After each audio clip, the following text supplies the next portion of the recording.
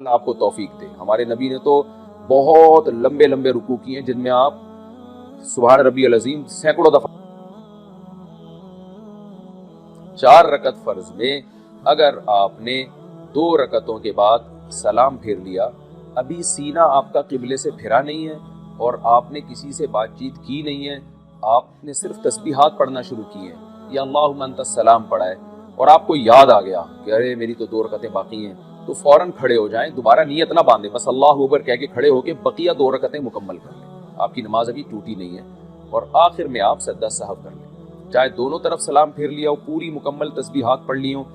ہاں اگر آپ نے 2 رکعت کے بعد سلام پھیرا اور اس کے بعد آپ اپنی جگہ سے اٹھ گئے، سینہ آپ کا قبلے سے پھر گیا، یا آپ نے گپ شپ شروع کر دی اور بھائی ہیلو ہائے سناؤ بھائی کیا چل رہا ہے آج کل، میں تو نماز میں تھا، حالات کیسے چل رہے ہیں، تو اس طرح کی گپ شپ آپ کی شروع ہو گئی، یا وسیم بھائی بیٹھے ہوئے تھے ان کی خیریت معلوم کر لی آپ نے، تو اب آپ کی نماز ٹوٹ گئی ہے، اب آپ کو دوبارہ ہی کرنی پڑے گی، یہ 2 نفل ہو گئے آپ کے۔ تو اگر بات چیت نہیں کی ہے، سینہ قبلے سے نہیں پھرا ہے، صرف تسبیحات پڑھی ہیں، اس سے کچھ نہیں ہوتا،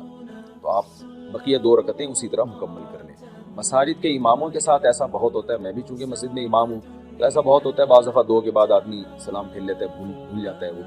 یا 3 رکعتوں کے بعد کسی نے سلام پھیر لیا، نماز 4 رکعت کی تھی، آپ نے 3 کے بعد پھیر لیا، تو امام پر بھی یہی ہے کہ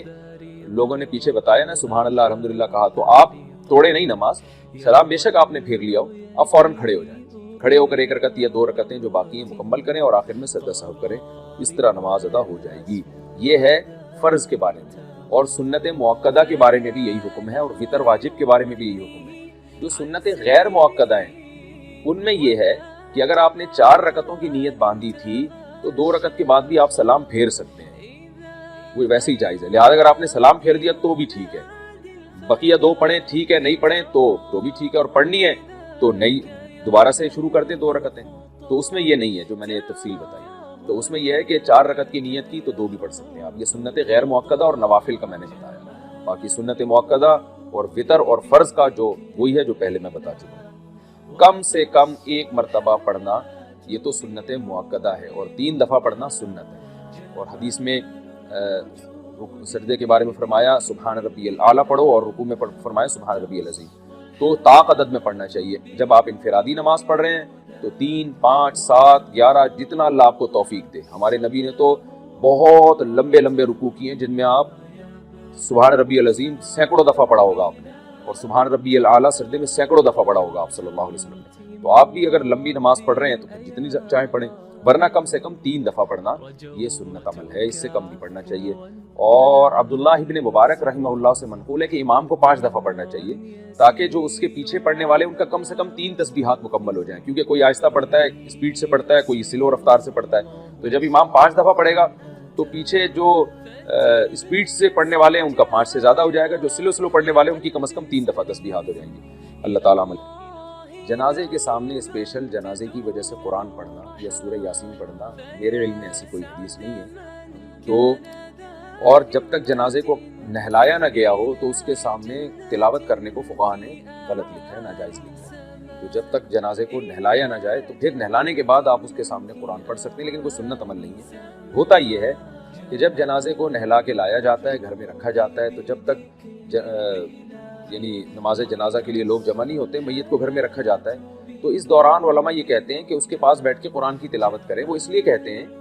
کہ ورنہ اگر تلاوت نہیں کریں گے تو ادھر ادھر کی فضول باتیں کرنا شروع کر دیں گے، لوگ غیبتیں بھی شروع کر دیتے ہیں۔ اب جنازہ رکھا ہوا ہے تو بہتر ہے نا کہ اللہ کو یاد کیا جائے، اللہ کا ذکر کیا جائے، آخرت کی یاد کو تازہ کیا جائے، تو علماء اس لیے کہتے ہیں کہ وہاں بیٹھ کے قرآن پڑھ لو، یا سورہ اخلاص پڑھ لو، سورہ یاسین پڑھ لو، کوئی بھی سورت پڑھ لو، تاکہ آپ فضول چیزوں میں اپنا ٹائم برباد نہ کریں، اس وجہ سے کہا جاتا ہے۔ اور اس میں پھر جنازے کی میت کے ایصال ثواب کی نیت بھی کی جا سکتی ہے، کیونکہ اس میں بہرحال فقہا کا اختلاف ہے کہ میت کے لیے قرآن پڑھنا جائز ہے یا نہیں ہے۔ اور صدقے کے بارے میں تو ہمیں حدیث ملتی ہے کہ آپ صلی اللہ علیہ وسلم سے صحابیہ نے پوچھا فاتصدق عنہا، میری ماں کا انتقال ہو گیا، میں صدقہ کروں؟ آپ نے فرمایا ہاں۔ تو جمہور علماء نے اس سے استدلال کیا کہ جب صدقہ بھی ایک نیکی ہے تو وہ نیکی پہنچائی جا سکتی ہے میت کو، تو اس میں ایک علامت بیان کی ہے کہ کوئی بھی نیک عمل پہنچایا جا سکتا ہے، تو قرآن کی تلاوت بھی نیک عمل ہے۔ بعض فقہا کہتے ہیں کہ نہیں، صدقہ تو جائز ہے کیونکہ حدیث میں صدقے کا ذکر ہے، تلاوت کا ذکر نہیں ہے، لہذا تلاوت جائز نہیں، تو اختلاف رائے ہے اس میں۔ بر صغیر میں چونکہ فقہ حنفی کو فالو کیا جاتا ہے، اور میری رائے میں فقہ حنفی کی دلیل بہت مضبوط ہے، کیونکہ احادیث میں آپ صلی اللہ علیہ وسلم نے ہمیشہ اصول یہ رہا ہے کہ جزئیے کے ضمن میں کلیات سکھائے جاتے ہیں.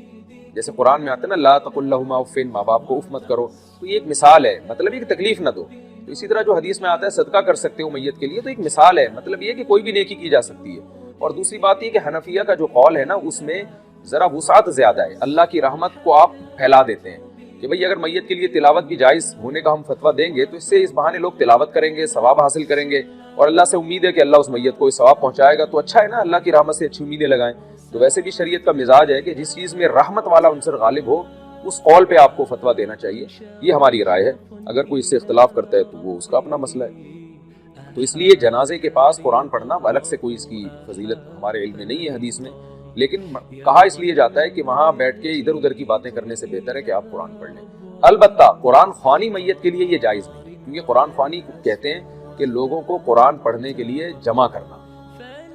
قرآن پڑھنے کے لیے جو جمع ہے نا، تو اجتماعی عمل کے لیے ثبوت ضروری ہے، یہ خوب ذہن میں رکھیں.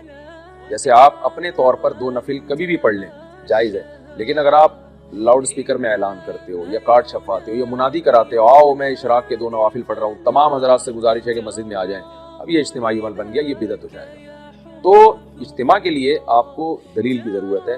اس لیے علماء کہتے ہیں کہ اجتماعی قرآن خوانی یہ بدعت عمل ہے،